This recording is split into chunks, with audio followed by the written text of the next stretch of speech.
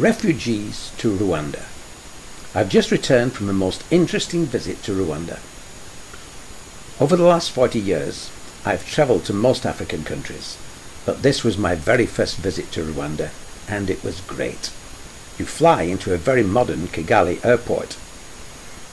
I was totally impressed by Kigali as a city, well laid out with beautiful new and modern buildings, and they keep the city so well. Not a scrap of litter to be found anywhere. I have yet to find a cleaner city anywhere in the world, and I visited hundreds all over the world. I didn't expect to see it quite like this. Within the country, I travelled extensively, east towards Tanzania and northwest towards Congo.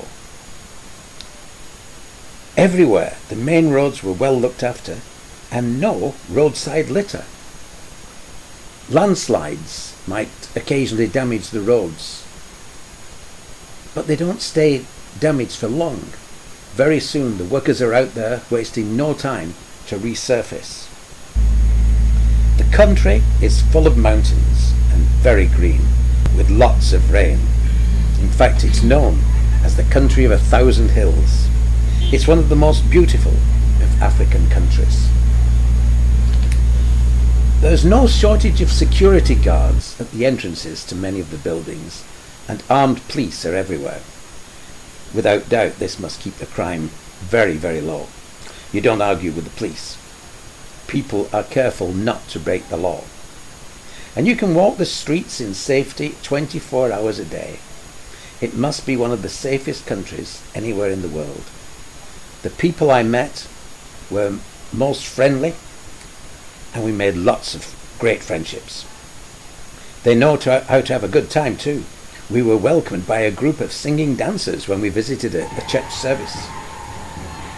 I never saw a drunkard on any of the streets or bars until I got back to London and took the Underground. There was no shortage of drunken youths waving their bottles of drink and singing loud enough to annoy all of the passengers.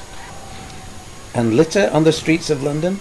Well, that's another story.